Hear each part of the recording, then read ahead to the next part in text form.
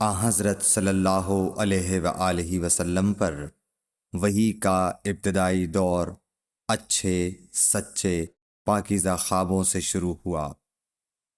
آپ خواب میں جو کچھ دیکھتے وہ صبح کی روشنی کی طرح صحیح اور سچا ثابت ہوتا۔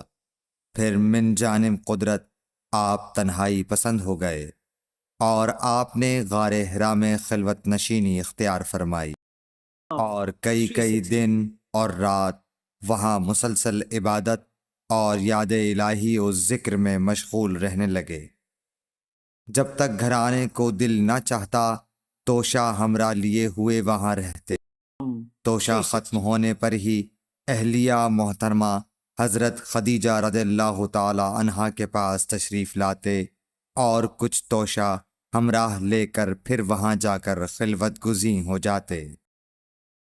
یہی طریقہ جاری رہا یہاں تک کہ آپ پر حق منکشف ہو گیا اور آپ غار حرا ہی میں قیام پذیر تھے کہ اچانک حضرت جبرائیل علیہ السلام آپ کے پاس حاضر ہوئے اور کہنے لگے کہ اے محمد پڑھو۔ آپ فرماتے ہیں کہ میں نے کہا کہ میں پڑھنا نہیں جانتا۔ آپ صلی اللہ علیہ وسلم فرماتے ہیں کہ فرشتے نے مجھے پکڑ کر اتنے زور سے بھینچا کہ میری طاقت جواب دے گئی۔ پھر مجھے چھوڑ کر کہا پڑھو۔ میں نے پھر وہی جواب دیا کہ میں پڑھا ہوا نہیں ہوں۔ اس فرشتے نے مجھ کو نہایت ہی زور سے بھینچا کہ مجھ کو سخت تکلیف محسوس ہوئی۔ پھر اس نے کہا کہ پڑھ۔ میں نے کہا میں پڑھا ہوا نہیں ہوں۔ فرشتے نے تیسری بار مجھ کو پکڑا اور تیسری مرتبہ پھر مجھ کو بھینچا، پھر مجھے چھوڑ دیا اور کہنے لگا کہ پڑھو اپنے رب کے نام کی مدد سے جس نے پیدا کیا اور انسان کو خون کی پھٹکی سے بنایا۔ پڑھو اور آپ کا رب بہت ہی مہربانیاں کرنے والا ہے۔ بس یہی آیتیں آپ حضرت جبرائیل علیہ السلام سے سن کر اس حال میں غار حرا سے واپس ہوئے کہ آپ کا دل اس انوکھے واقعے سے کانپ رہا تھا۔ آپ حضرت خدیجہ کے ہاں تشریف لائے اور فرمایا کہ مجھے کمبل اوڑھا دو، مجھے کمبل اوڑھا دو۔ لوگوں نے آپ کو کمبل اوڑھا دیا۔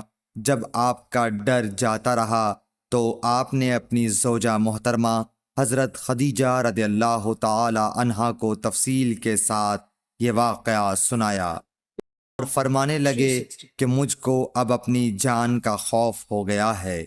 آپ کی اہلیہ محترمہ حضرت خدیجہ رضی اللہ تعالی عنہا نے آپ کی ڈھارس بندھائی اور کہا کہ آپ کا خیال صحیح نہیں ہے۔ اللہ کی قسم آپ کو اللہ کبھی رسوا نہیں کرے گا۔ آپ تو اخلاق فاضلہ کے مالک ہیں، آپ تو کنبہ پرور ہیں، بے کسوں کا بوجھ اپنے سر پر رکھتے ہیں، مفلسوں کے لیے آپ کماتے ہیں، مہمان نوازی میں آپ بے مثال ہیں اور مشکل وقت میں آپ امر حق کا ساتھ دیتے ہیں۔ ایسے اوصاف حسنہ والا انسان یوں بے وقت ذلت و خواری کی موت نہیں پا سکتا۔ پھر مزید تسلی کے لیے حضرت خدیجہ رضی اللہ تعالی عنہا آپ کو ورقہ بن نوفل کے پاس لے گئیں جو ان کے چچا زاد بھائی تھے اور زمانہ جاہلیت میں نصرانی مذہب اختیار کر چکے تھے اور عبرانی زبان کے کاتب تھے۔ چنانچہ انجیل کو بھی حسب منشائے خداوندی عبرانی زبان میں لکھا کرتے تھے۔ انجیل سریانی زبان میں نازل ہوئی تھی، پھر اس کا ترجمہ عبرانی زبان میں ہوا۔ ورقہ اسی کو لکھتے تھے۔ وہ بہت بوڑھے ہو گئے تھے، یہاں تک کہ ان کی بینائی بھی رخصت ہو چکی تھی۔ حضرت خدیجہ رضی اللہ تعالی عنہا نے ان کے سامنے آپ کے حالات بیان کیے اور کہا کہ اے چچا زاد بھائی، اپنے بھتیجے محمد صلی اللہ علیہ وسلم کی زبانی ذرا ان کی کیفیت سن لیجئے۔ وہ بولے کہ بھتیجے آپ نے جو کچھ دیکھا ہے اس کی تفصیل سناؤ۔ چنانچہ آپ صلی اللہ علیہ وآلہ وسلم نے از اول تا آخر پورا واقعہ سنایا، جسے سن کر ورقہ بے اختیار ہو کر بول اٹھے کہ یہ تو وہی ناموس معزز رازدان فرشتہ ہے جسے اللہ نے حضرت موسیٰ علیہ السلام پر وحی دے کر بھیجا تھا۔ کاش میں آپ کے اس عہد نبوت کے شروع ہونے پر جواں عمر ہوتا، کاش میں اس وقت تک زندہ رہتا جب کہ آپ کی قوم آپ کو اس شہر سے نکال دے گی۔ رسول کریم صلی اللہ علیہ وآلہ وسلم نے یہ سن کر تعجب سے پوچھا کہ کیا وہ لوگ مجھ کو نکال دیں گے، حالانکہ میں تو ان میں صادق و امین و مقبول ہوں؟